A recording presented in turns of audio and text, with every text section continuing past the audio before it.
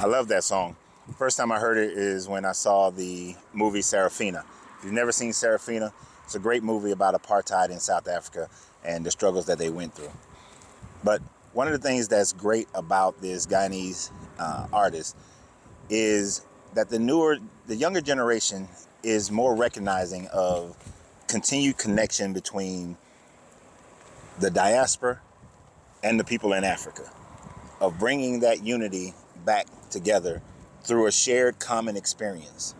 And that common experience is recognizing that many of their ancestors were taken away, whether they were coerced, whether they were stolen, whether they were kidnapped, or whether they were sold, that many millions were taken away from Africa into the Americas and other places throughout Europe and the Mediterranean as well. And that there is definitely a call for unity and Pan-Africanism. And I know some people are going to come on here and say we were already here. Some people were. But the overwhelming majority, I'm sorry, they weren't. And for some of those who were here, they bought African slaves as well, especially with the 5 civilized tribes.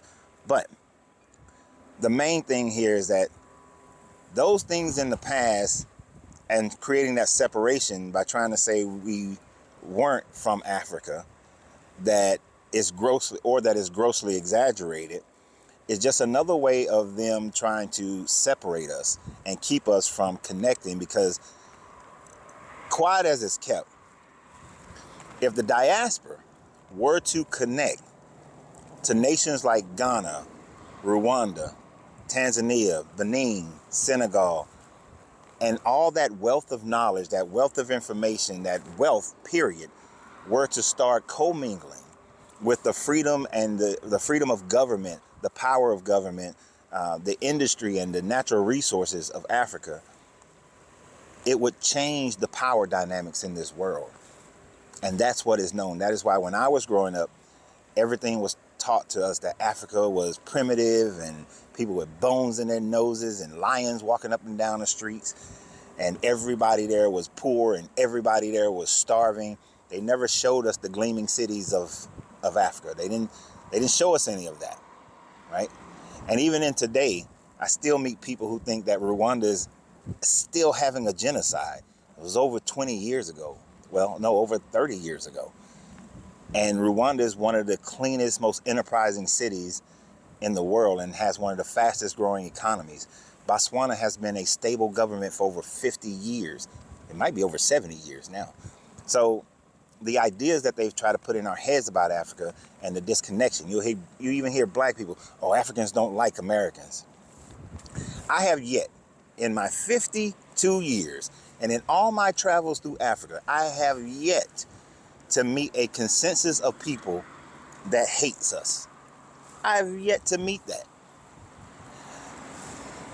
Now, don't get me wrong. I've met some people, Africans in America, who were saying that black Americans are lazy because they're looking at the difference in the culture and how hard they had to work to get here, and then how hard they had to work to build something here. But beyond that, I have never, ever dealt with a consistent Africans hating black Americans. That is a myth that's been perpetuated in the black community, mostly now by black people.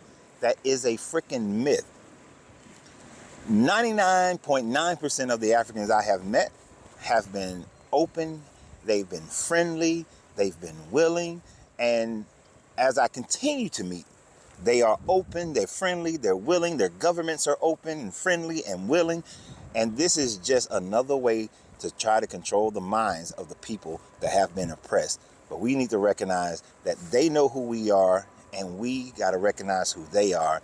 And in that unity, we can change the dynamics of this world.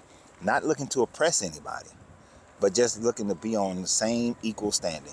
So y'all have a great day. And remember always, you got to free yourself to be yourself, because your greatness is non-negotiable. Good journey, good vibrations.